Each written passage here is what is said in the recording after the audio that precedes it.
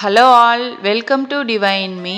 இன்னைக்கு நாம் வீடியோவில் வரலட்சுமி பூஜையை எப்படி ரொம்ப சிம்பிளாக செய்யலாம் அப்படின்னு சொல்லி தான் பார்க்க போகிறோம். இதுக்கு நம்ம வீட்டில் மகாலட்சுமியுடைய படம் இருந்தாலும் சரி, இல்லைனா சிலை வச்சுருந்தாலும் நீங்கள் அதை எடுத்து ஒரு மனையில் வச்சுக்கோங்க. அதுக்கப்புறமா ஒரு தட்டில் நல்லா பச்சரிசி போட்டு அதுக்கு மேலே நம்ம மஞ்சள் குங்குமம் அரிசியில் போட்டுக்கணும். அதுக்கு மேலே கலச சொம்பு வச்சு கலச சொம்புக்கு நூல் சுற்ற தெரிஞ்சால் நூல் சுற்றிக்கலாம். அப்படி இல்லைன்னா மூணு ரவுண்டு நூல் சுற்றி வச்சு கட்டிக்கோங்க. அதில் மஞ்சள் குங்குமம் நல்லா வச்சு அதுக்கு சுத்தமான தண்ணீர் ஊற்றணும். ஊற்றிட்டு அதில் மஞ்சள் குங்குமம் ஜவ்வாது, அதுக்கப்புறம் பச்சை கற்பூரம், அதுக்கப்புறம் வாசனை பொருட்கள், இந்த ஏலக்காய் கிராம்பு, இந்த மாதிரி வாசனை பொருட்கள் என்னென்ன இருக்கோ அது எல்லாமே நம்ம அதில் ஆட் பண்ணி வச்சுக்கணும். இப்போ நான் எல்லாமே போட்டு வச்சுட்டேன். இதுக்கப்புறமா நம்ம காயின், அதாவது கோல்டு காயினாக இருந்தாலும் நீங்கள் போட்டுக்கலாம், வெள்ளி காயினாக இருந்தாலும் போட்டுக்கலாம். அப்படி இல்லைன்னா இந்த மாதிரி நார்மலாக 5 ருபீஸ் காயின் அந்த மாதிரி இருந்தாலும் நீங்கள் அதில் போட்டுக்கலாம். அதுக்கப்புறமா நல்லா ஃப்ரெஷ்ஷான ஒரு லெமன், கருப்பு இல்லாத லெமன் நீங்கள் அதில் ஆட் பண்ணிக்கணும். இது கலசம் நம்ம பிரிக்கும் போது அந்த லெமன் அழுகாமல் ஃப்ரெஷ்ஷாக இருக்கணும். அதுக்காக இந்த மாதிரி போட்டுக்கணும். அடுத்து ஒரு பூ போட்டு அதுக்கப்புறமா நம்ம இந்த மஞ்சள் கிழங்கை இந்த மாதிரி கயிறில் கட்டி அது தாலி மாதிரி நம்ம நினச்சி மாங்கல்யம் மாதிரி நினச்சி நம்ம அதை 3 முடிச்சு அந்த கலசத்தை சுற்றி நம்ம போட்டு இந்த மாதிரி கட்டி வச்சுக்கோங்க. அதுக்கப்புறமா மாயலை 5 மாயலை எடுத்துக்கணும். உங்களுக்கு மாயலை கிடைக்கல அப்படின்னா நீங்கள் வெத்தலை கூட யூஸ் பண்ணிக்கலாம். 5 ஐம்பூதங்களை குறிக்கிற மாதிரி நம்ம 5 இலைகளை எடுத்துக்கணும். இந்த மாதிரி சுற்றி வச்சுக்கணும். வச்சுட்டு அதுக்கு நடுவில் நம்ம தேங்காவை நல்லா மஞ்சள் பூசி, அது நான் இப்போ வீடியோவில் காட்டியிருக்கேன், இந்த மாதிரி பண்ணிக்கோங்க. அதில் உங்களால் எப்படி டெக்கரேட் பண்ண முடியுதோ அந்த மாதிரி நீங்கள் டெக்கரேட் பண்ணிக்கலாம். இந்த மாதிரி பொட்டு வச்சு சிம்பிளாக கூட நம்ம அந்த தேங்காயை கலசத்தில் இந்த மாதிரி வச்சிடணும்.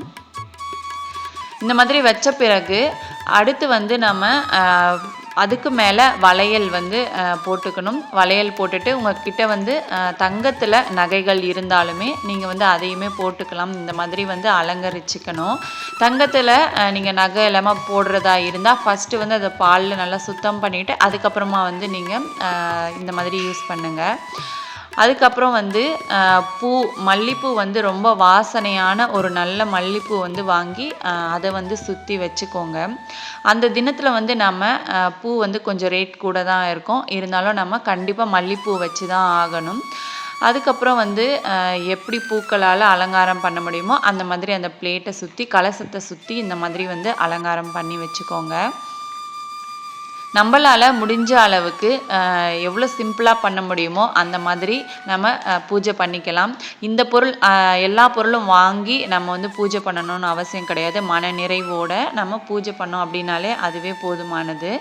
அதுக்கப்புறமா நம்ம ஃபஸ்ட்டு இந்த மாதிரி பிள்ளையார் நம்ம கும்பிட்டு அதுக்கப்புறம் தான் எந்த பூஜையாக இருந்தாலும் ஸ்டார்ட் பண்ணணும். உங்கள்கிட்ட இந்த மாதிரி பிள்ளையார் சிலை இல்லை அப்படின்னா நீங்கள் மஞ்சளில் பிள்ளையார் பிடிச்சு அதில் நீங்கள் ஒரு பூ வச்சு அருகம்புல் வச்சு சாத்தி நீங்கள் ஃபஸ்ட்டு பூஜை பண்ணிவிட்டு பிள்ளையாருக்கு அதுக்கப்புறமா நீங்கள் பூஜையை ஸ்டார்ட் பண்ணலாம்.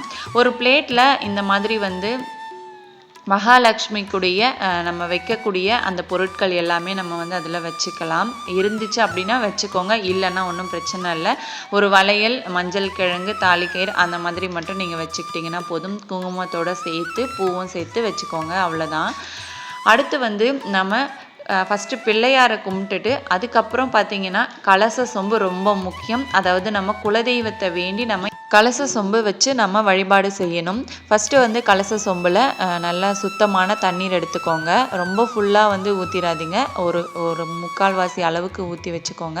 அதுக்கப்புறமா அதில் மஞ்சள் குங்குமம் ஜவ்வாது பன்னீர் இந்த மாதிரி வாசனை பொருட்கள் எல்லாமே ஆட் பண்ணிவிட்டு அதே மாதிரி காயின் லெமன் அப்புறம் பூ இந்த மாதிரி எல்லாமே அதில் ஆட் பண்ணிக்கோங்க. நம்மளுடைய குலதெய்வம் இந்த கலச சொம்பில் வாசம் செஞ்சு நமக்கு அருள் புரியணும் அப்படின்றதுக்காக தான் இந்த மாதிரி குலதெய்வ வழிபாடு அப்படி நம்ம செய்கிறோம்.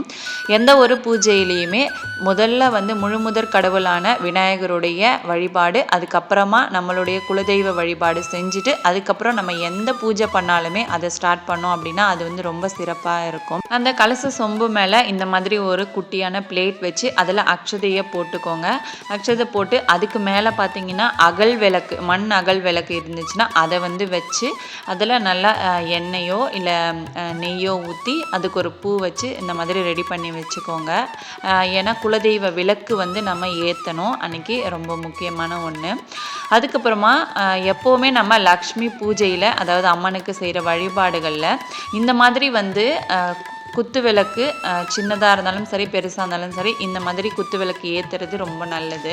அதனால் 2 பக்கமுமே வந்து இந்த மாதிரி சின்னதாக குத்து விளக்கு வச்சுக்கிட்டேன். அதுக்கப்புறம் உங்களால் என்ன நெய்வேத்தியம் வைக்க முடியுமோ அந்த நெய்வேத்தியம் வந்து நீங்கள் செஞ்சு வச்சுக்கலாம்.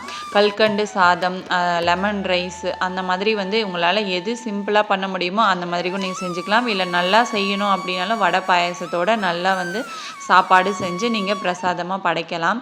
அப்புறம் இந்த மாதிரி வந்து பழங்களும் ஒரு பிளேட்டில் வச்சுக்கணும். அடுத்து ஒரு தட்டில் முக்கியமானது இந்த மாதிரி வந்து தாம்பூலம். நீங்கள் வந்து கலசம் வச்சாலும் சரி, வெறும் படம் மட்டும் வச்சு சாமி கும்பிட்டாலும் சரி, இந்த மாதிரி தாம்பூலம் கொடுக்கறது ரொம்ப ரொம்ப முக்கியம். தாம்பூலம் அப்படின்னா நிறைய பொருட்கள், அதாவது 11 பொருள், 13 பொருள், 15 பொருள் அந்த மாதிரி தான் கொடுக்கணும் அப்படிலாம் அவசியம் கிடையாது.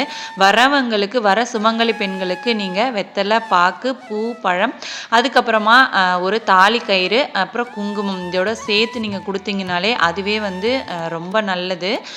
நம்ம வீட்டுக்கு வரக்கூடிய சுமங்கலி பெண்கள் வந்து நம்ம லக்ஷ்மி தாயாரை நம்ம வீட்டுக்கு அழைச்சி அவங்களுக்கு கொடுத்து அனுப்புகிற மாதிரி தான் அது.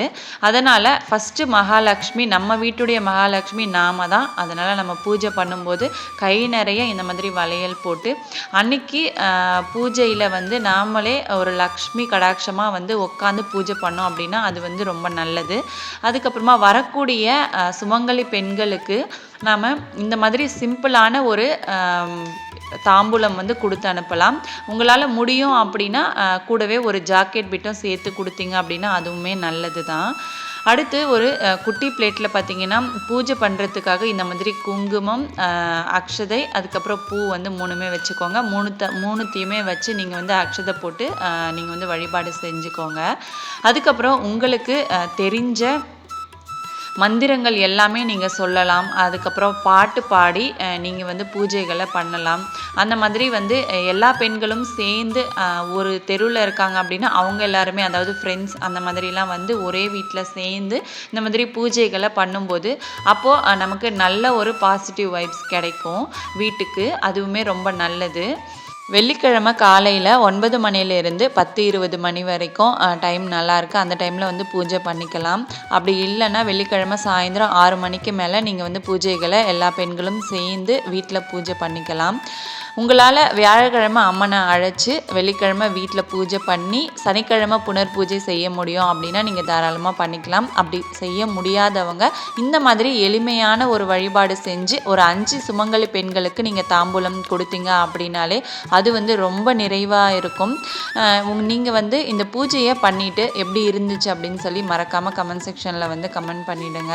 வீடியோ பிடிச்சிருந்தா லைக் பண்ணிவிடுங்க. நம்ம சேனலில் நான் வந்து நிறைய டெக்கரேஷன் வீடியோஸ்லாம் கொடுத்துருக்கேன், அதாவது வரலட்சுமி நோம்புக்கு. மிஸ் பண்ணாமல் எல்லாத்தையும் வாட்ச் பண்ணுங்கள். தேங்க்யூ.